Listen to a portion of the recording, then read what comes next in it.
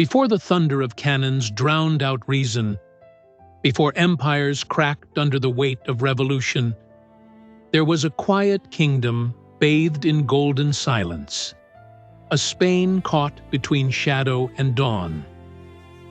At its heart stood a man history barely remembers, soft-spoken, melancholic, and strangely brilliant. While Europe roared with ambition, he chose stillness. While monarchs waged war for glory, he sought peace not as surrender, but as strategy. His name was Ferdinand VI, and though his reign lasted only 13 years, 1746 to 1759, it was a fleeting masterpiece of balance, reform, and restrained power in an age drunk on conquest. Most remember Spain as the fading ghost of empire by the 1700s, bled dry by endless wars, crippled by debt, its colonies slipping like sand through royal fingers. The Habsburgs had left behind a crown tarnished by inbreeding and inertia. The Bourbons, new blood from France, promised renewal. But with that came suspicion, rebellion, and the ever-present glare of foreign eyes. When the young Ferdinand ascended the throne, he inherited not a kingdom, but a riddle. How do you revive a nation that no longer believes in itself? Unlike his flamboyant father, Philip V, the tormented ex-French prince who brought the Bourbon line to Spain but lost himself in grief and opium, Ferdinand carried no theatrical flair. He avoided public spectacle. He rarely gave speeches. He never led armies into battle. Yet, beneath his reserve lay a mind sharpened by logic, a soul shaped by loss, and a vision so subtle it was mistaken for weakness. His weapon wasn't the sword, it was the ledger. His battlefield wasn't the field, it was the treasury, the port, the shipyard, the school. And his greatest ally? A woman the court despised. Yet history would vindicate. Her name was Barbara of Portugal, his wife, confidant, and intellectual equal. In an era when queens were ornaments, she was a strategist. Fluent in politics, music, and mathematics, she played the harpsichord, not just for pleasure, but as a language of diplomacy. Together, they formed an unlikely revolutionary duo, two introverts who would quietly rebuild Spain without firing a single cannon in anger. This is the story of the king who chose peace over glory, and how, for a brief moment, Spain breathed freely again. Ferdinand was born in 1713, the second son of Philip V and his first wife, Maria Louisa of Savoy. His childhood was steeped in tension. His older half-brother, Louis III, was heir apparent. Ferdinand was destined for obscurity, perhaps a duchy, perhaps the church. But fate intervened cruelly. Louis became king in January 1724 and died of smallpox just 7 months later. Philip V, broken and exhausted, reclaimed the throne, but the trauma marked young Ferdinand. He watched his father descend into depression, saw courtiers scheme like vultures, and learned early that power is not worn, it is endured. Education became his refuge. Tutored by Enlightenment-minded scholars, he devoured works on economics, navigation, and law. He admired the rationalism of Descartes, the administrative rigor of Colbert, and the naval innovations of Britain. While other princes trained for war, Ferdinand studied shipbuilding manuals. He knew Spain's future wouldn't be won on European battlefields. It would be reclaimed on the high seas, in trade routes, in fortified ports humming with commerce. But to reach that future, he first had to survive the present. The court was a nest of factions. The French party, led by his stepmother, Elizabeth Farnese, pushed for endless wars to secure Italian duchies for her sons, Ferdinand's half-brothers. The Spanish party resented foreign influence and longed for autonomy. Ferdinand, caught between them, learned silence as armor. He spoke little, observed everything. Barbara, his Portuguese bride since 1729, became his mirror, her sharp wit balancing his introspection. Their marriage, often described as unusually affectionate for royalty, was built on mutual respect and shared intellect. She didn't just support his vision, she helped design it. When Philip V died in 1746, finally released from decades of mental torment, Ferdinand inherited a kingdom teetering on collapse. The treasury was empty. The navy was a shadow of its former self. The colonies were restless, and Europe was preparing for another round of dynastic chess. Yet Ferdinand did not panic. He did not rush to war. Instead, he did something radical. He declared neutrality. In an age where kings proved their worth through bloodshed, Ferdinand chose restraint, and in that choice, Spain found its first breath of modernity. His first act? Appointing José de Carvajal y Lancaster, a seasoned diplomat of English descent, as his chief minister. Carvajal was no ideologue. He was a pragmatist who believed Spain's salvation lay in trade, not territory. Together, they began dismantling decades of militarism. They slashed military spending, not out of cowardice, but calculation. Every ducat saved from cannonballs would be reinvested in shipyards at Cadiz and Ferrol. Every conscript spared from the front lines would become a sailor, a merchant, a builder. It was economic heresy, and it worked. Imports and exports surged. The Royal Tobacco Factory in Seville became a marvel of industrial organization. The postal service was reformed. Roads were repaired. And for the first time in generations, Spanish merchants sailed without fear of confiscation or British blockade. Why? Because Ferdinand had made peace with Britain, not through surrender, but through the Treaty of Madrid in 1750. A quiet agreement that normalized trade, settled colonial borders in South America, and ended decades of piracy and retaliation. Critics called it capitulation. In truth, it was genius.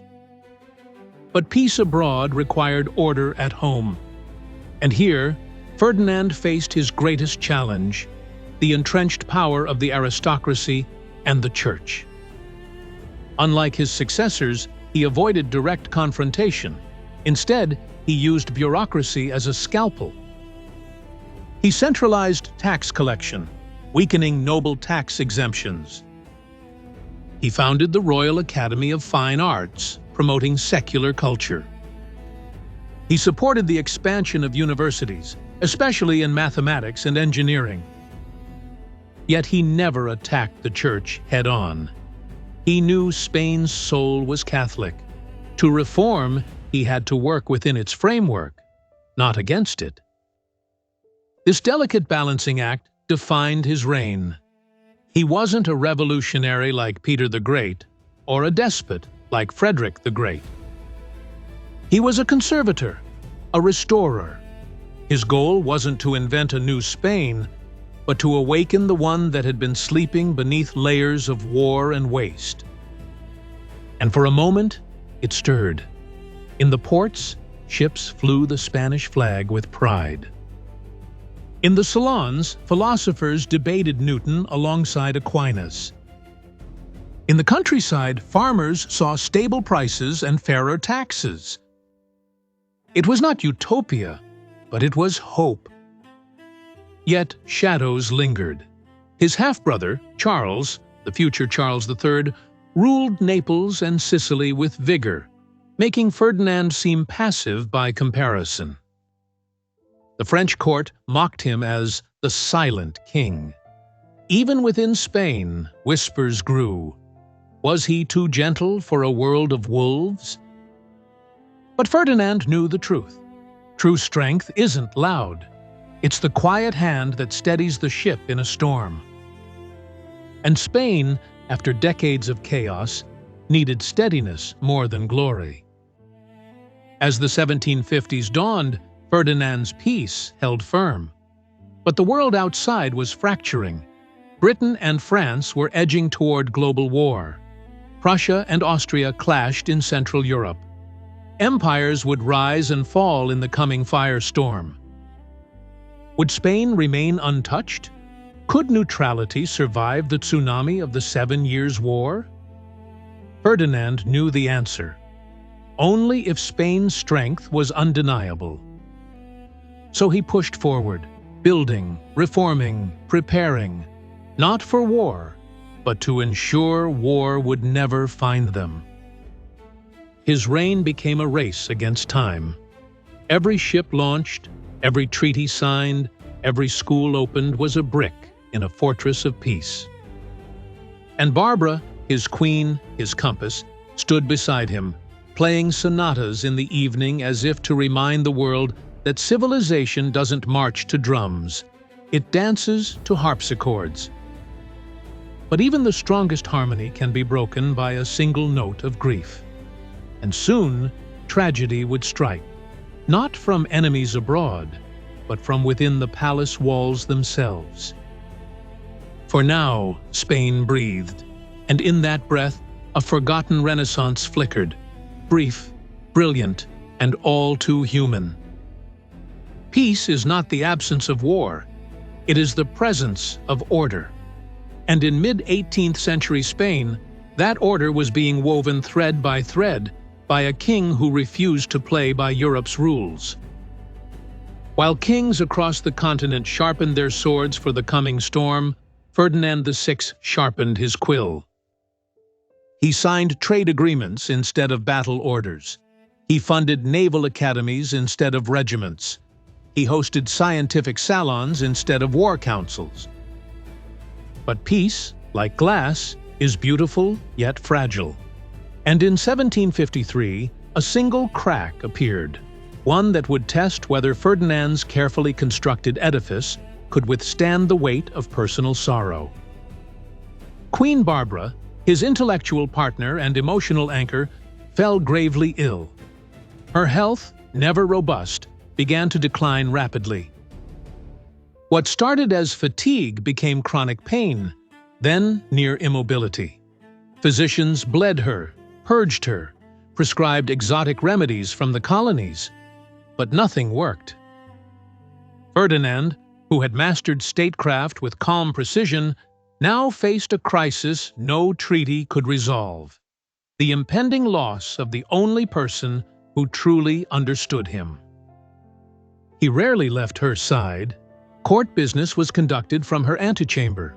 Ministers reported while he held her hand. His once impeccable posture slumped. His eyes, always sharp, grew distant. Barbara, ever dignified, tried to reassure him. "The kingdom needs you whole," she whispered one evening, her voice thin as parchment. But Ferdinand knew, without her, he was half a man. Their partnership had been the engine of reform, her political intuition guiding his rationalism, her charm softening his reserve.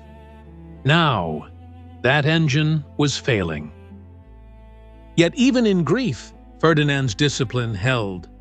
He refused to let personal despair paralyze the state.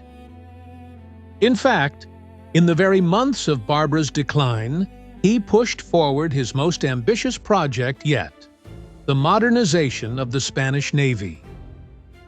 With the help of his new naval minister, Zenón de Somodevilla, better known as the Marqués de la Ensenada, he launched a program so vast it astonished Europe. Dozens of warships were commissioned, dry docks were expanded, naval schools were established in Cartagena and Cádiz. For the first time since the Armada, Spain was building a fleet not for conquest, but for protection of trade routes, of colonies, of sovereignty. Ensenada, a man of volcanic energy and administrative genius, became Ferdinand's right hand in Barbara's absence. He shared the king's vision, a Spain that projected power through economic strength, not territorial aggression. Under his direction, the state undertook a comprehensive census, the Catastro de Ensenada, the first of its kind in Europe.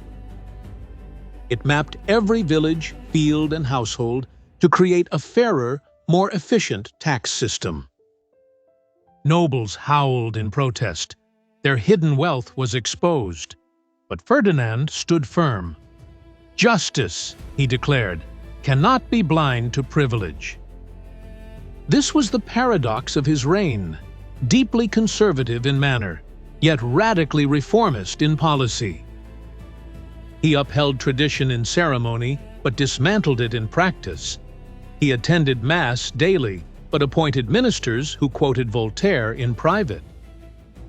He wore the crown of an absolute monarch, but governed like a technocrat, and it worked. By the mid-1750s, Spain's economy was growing steadily. Silver from the Americas flowed more reliably. Foreign merchants returned to Seville and Cadiz. Even British traders, once enemies, now called at Spanish ports with invoices instead of cannons. But the world beyond the Pyrenees was boiling. The rivalry between Britain and France had escalated into open conflict in North America, the French and Indian War, a colonial prelude to a global conflagration. In Europe, alliances shifted like desert sands. Austria sought revenge against Prussia. Russia eyed the Baltics, and every monarch watched Spain, waiting to see which side Ferdinand would choose. Neutrality, they assumed, was temporary. Sooner or later, he would be dragged into the maelstrom. Ferdinand knew this. That's why he accelerated his reforms. He couldn't control the war, but he could control Spain's readiness. He stockpiled grain against blockade. He stockpiled weapons against invasion. He stockpiled goodwill through diplomacy. He maintained warm relations with both London and Paris, a feat of astonishing delicacy. He flattered the French with cultural gestures while signing secret trade protocols with the British. He played no favorites because he favored Spain above all. Yet the pressure mounted. Elizabeth Farnese, his ambitious stepmother, never ceased lobbying for Spain to join France and reclaim Italian territories for her son Charles. The Church, fearing Protestant Britain's rise, urged a Catholic alliance. Even some of his own ministers warned that neutrality would make Spain irrelevant. "A kingdom that does not fight," one general muttered, "is a kingdom that will be carved like meat." Ferdinand listened, but did not yield. "Let others bleed for pride," he wrote in a private letter. "We will bleed only if forced, and we will not be forced if we are strong enough to deter." His strategy was not cowardice, it was deterrence through prosperity. A rich Spain, he believed, would be a respected Spain, and a respected Spain would be left alone. Then, in August 1758, the unthinkable happened. Queen Barbara died. The court fell into stunned silence. Ferdinand collapsed, not physically, but spiritually. He locked himself in his chambers for days. He canceled all audiences. He stopped signing decrees. The engine of reform sputtered. Ensenada, sensing the king's despair, tried to maintain momentum, but without Ferdinand's quiet authority, resistance grew. The nobles sensed weakness. The stepmother, Elizabeth, saw an opening. Within weeks, a whisper campaign began. Ensenada was too powerful, too reformist, too independent. He was a minister ruling the king. The old guard, aristocrats, clerics, courtiers who had lost wealth to the catastro, pushed for his downfall. And Ferdinand, hollowed by grief, lacked the will to defend him. In 1759, Ensenada was abruptly dismissed, stripped of titles, and exiled. The great reformer vanished from Madrid overnight. With him went the momentum of progress. The loss was catastrophic. Projects stalled. Shipbuilding slowed. Tax reform unraveled. Spain's brief golden age dimmed. Ferdinand, now a ghost of his former self, drifted through court like a sleepwalker. He ate little, spoke less. The light in his eyes, the same light that had guided Spain through calm waters, flickered out. He aged a decade in months. Those who saw him said he looked like a man already buried. And then, as if fate demanded finality, Philip V's second son, Charles of Naples, was summoned to Madrid. Elizabeth Farnese had won. With Ferdinand childless and broken, the succession would pass to his half-brother. Charles arrived in January 1759, vibrant, energetic, already a seasoned ruler. He brought with him the scent of reform, but of a different kind. Louder, more assertive, more aligned with the militant enlightenment of the Bourbon absolutists. Ferdinand, knowing his time was ending, made no protest. He formally recognized Charles as heir. In a private meeting, he handed him state papers with trembling hands. "Keep Spain at peace," he whispered, "as long as you can." Charles nodded, but his eyes were already on maps of Algiers, of Portugal, of the British Caribbean. His vision was grander, more aggressive. The era of quiet rebuilding was over. On August 10, 1759, just months after Barbara's death, Ferdinand VI died at the royal palace of Villaviciosa de Odon. He was 45 years old. The cause was listed as melancholy, a medical term of the time for what we now understand as severe depression. He was buried beside Barbara in the royal crypt at El Escorial, their hands almost touching in death as they had in life. The court mourned, but quietly, as he had lived. And with his passing, Spain turned a page. The dream of a peaceful, prosperous, self-sufficient kingdom, built not on conquest but on commerce, not on dogma but on reason, was shelved. Charles III would become one of Spain's greatest reformers, but his reign would be marked by war, expansion, and confrontation. Ferdinand's legacy would be forgotten, overshadowed by louder men with louder legacies. But in those 13 years between 1746 and 1759, Spain had tasted a different future. A future where strength was measured in stability, not slaughter. Where a king's greatness wasn't written in blood, but in balance sheets and ship manifests. Where a queen's influence resided not in jewels, but in judgment. It was a fragile experiment, but it was real. And for those who lived through it, it felt like dawn. History remembers empires by their explosions, not their silences.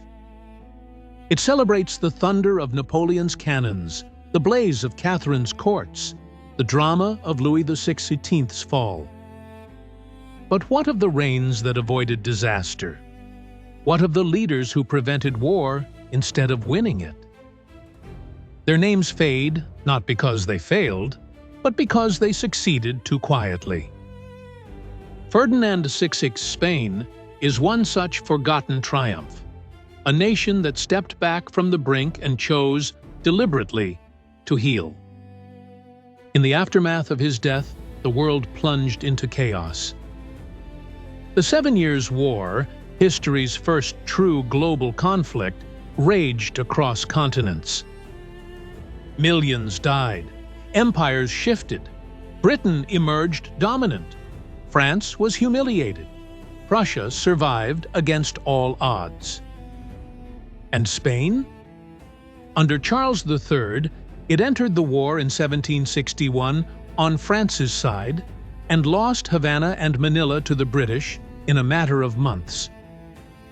The cost? Enormous. The lesson? Clear. Ferdinand's neutrality had not been weakness. It had been foresight. But hindsight is easy. In Ferdinand's time, his choices seemed timid to the warlords of Europe. Yet within Spain, a subtle transformation had taken root. The ports were busier. The treasury was fuller. The navy, though smaller than Britain's, was modern and well-trained. The colonies, though restless, still sent silver. And the people, farmers, artisans, merchants, enjoyed a stability unseen since the days of Charles V. This was not the Spain of conquistadors or inquisitors. This was a Spain learning to walk in the modern world without losing its soul. Central to this renaissance was Ferdinand's belief in administrative enlightenment, the idea that good government isn't about grand proclamations, but daily competence. He didn't build monuments to himself. He built roads that connected markets. He didn't commission heroic portraits. He commissioned accurate maps of coastlines for safer navigation. He didn't seek to be loved as a warrior king. He sought to be trusted as a steward. And stewardship required discipline, especially in an age of absolutism. Ferdinand never summoned the Cortes, Parliament. He ruled by decree, as was his right. But unlike many despots, he used that power not for personal aggrandizement, but for systemic improvement.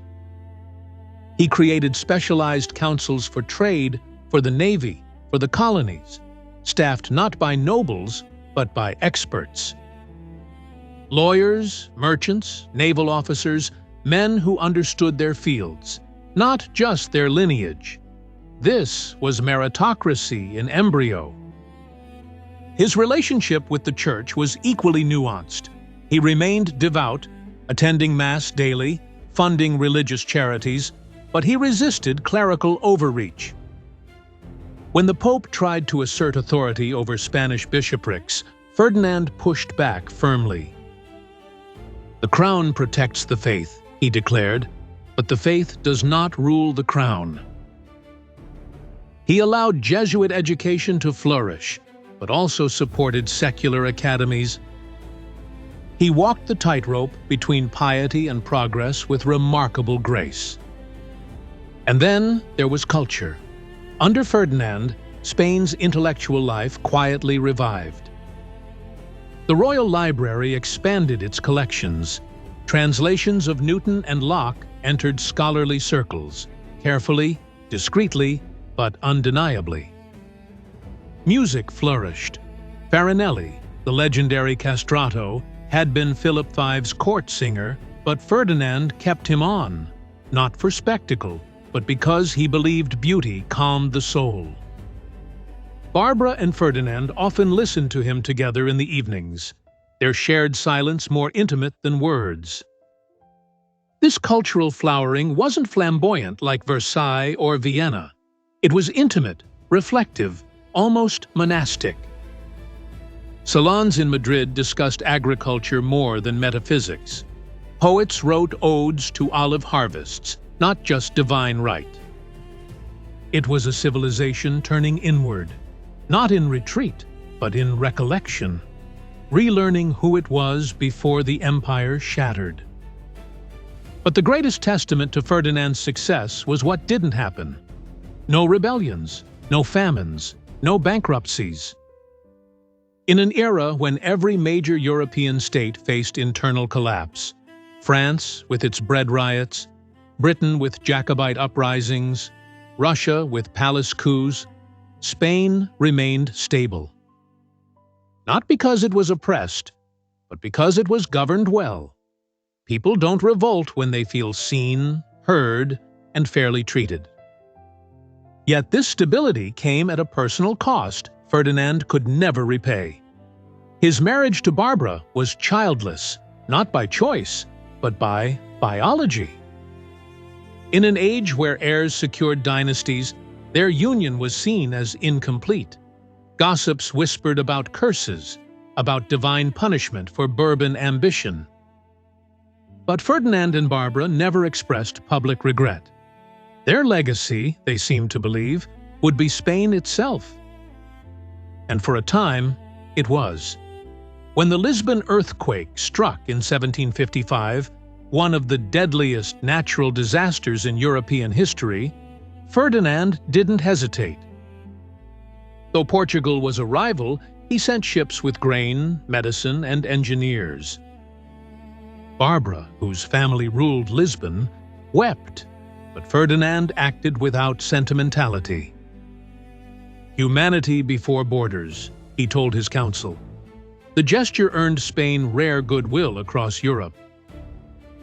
Even in diplomacy, he preferred subtlety over spectacle. He avoided grand alliances, but cultivated personal relationships with foreign ministers.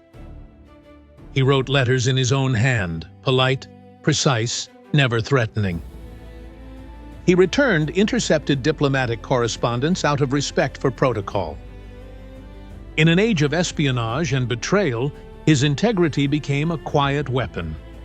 Ambassadors reported home. "The King of Spain may be silent, but he is not weak." But the weight of silence is heavy, and Ferdinand bore it alone after Barbara's death. His decline wasn't sudden. It was a slow unraveling of will. Without her mind to challenge his, without her presence to anchor him, he became adrift. The state machinery continued, but the soul behind it vanished. Ensenada's exile was the final blow, not because Ensenada was irreplaceable, but because it proved Ferdinand could no longer protect what he had built. Charles III's arrival marked the end of an experiment. The new king was no villain. He was, in many ways, a great ruler. But his vision was different. Spain must assert itself, reclaim lost glory, stand shoulder to shoulder with France against Britain. He launched reforms, but also wars. He modernized, but also expanded. He was the Enlightenment with a sword. Ferdinand had been the Enlightenment with a ledger. And yet, much of Charles's success rested on Ferdinand's foundation. The navy Charles used to retake Havana, built under Ferdinand. The treasury that funded his reforms, replenished by Ferdinand's trade policies. The administrative structures he refined, designed by Ferdinand's ministers. History credits the son, but forgets the father who made the inheritance possible. Ferdinand's reign teaches us a truth modern leaders ignore at their peril, that peace is not passive. It must be engineered, maintained, and defended as fiercely as any fortress. That economic strength is the true bedrock of sovereignty. That a leader's greatest act may not be what he builds in triumph, but what he prevents in crisis. In choosing not to fight, Ferdinand spared Spain a generation of bloodshed. In choosing to rebuild, he gave it a second chance. But all legacies fade. Within decades, Spain would be torn apart by Napoleon's invasion, then by civil wars, then by colonial collapse. Ferdinand's calm interlude would seem like a dream, a brief pause in a century of storms. Yet for those who study the quiet moments between history's shouts, his reign remains a beacon, proof that leadership need not be loud to be profound. And as we peer into our own age, rife with polarization, militarism, and short-term thinking, perhaps we need Ferdinand's example more than ever. Not the king who conquered the world, but the king who saved his people from it. Imagine a throne that chooses stillness over noise, a crown that values balance over brilliance, a reign remembered not for its monuments, but for the wars it prevented, the hunger it avoided, the dignity it restored. This is not the stuff of epic poetry or blockbuster films. It is the quiet hum of a nation healing, and it is perhaps the rarest form of greatness. Ferdinand VI's Spain may have left no pyramids, no Versailles, no declaration, but it left something more precious: time. Time for farmers to sow, for merchants to trade, for children to grow up without the sound of drums calling fathers to die. His story is not one of dramatic downfall or heroic redemption. It is the story of a man who understood that leadership is less about changing the world and more about protecting your people from it. In an era when kings measured their worth in territory gained or enemies crushed, Ferdinand measured his in ships launched, harvests gathered, and letters signed that brought order instead of chaos. He knew that true power isn't taken, it's sustained. And sustainability requires patience, precision, and above all, peace. Today, we live in an age obsessed with disruption. We celebrate the loud, the bold, the revolutionary. But history's quiet architects, the ones who mend what's broken without fanfare, often leave deeper marks. Ferdinand did not overthrow the old Spain, he gently steered it toward a new one. He didn't abolish the nobility, he outmaneuvered them with data. He didn't defy the church, he worked within its walls to carve space for reason. He didn't conquer new lands, he secured the ones he had through trade, not terror. And in doing so, he created a template for modern governance, evidence-based, humane, strategically neutral.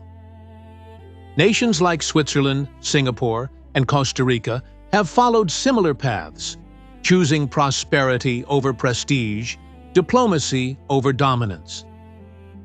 They are proof that Ferdinand's philosophy was not naive. It was ahead of its time. Yet his name remains in shadows. Textbooks mention him in passing, if at all. Tourists visit El Escorial, but rarely stop at his modest tomb. Historians praise Charles III while forgetting the fragile peace that made his reforms possible. Why? Because peace doesn't make good drama.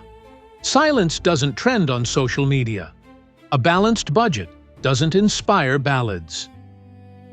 But you, reading this, watching this, you now know the truth. That for 13 years, Spain was not a dying empire, but a recovering patient. And its doctor was a king who preferred ledgers to laurels, who played the long game while others played with fire. His tools were not cannons, but compasses, abacuses, and treaties. His battlefield was the balance sheet, and he won. So why tell his story now? Because we need it. In a world where leaders shout to be heard, where conflict is monetized, where short-term wins trump long-term wisdom, Ferdinand's example is a compass. He reminds us that restraint is strength, that dignity lies in service, not spectacle.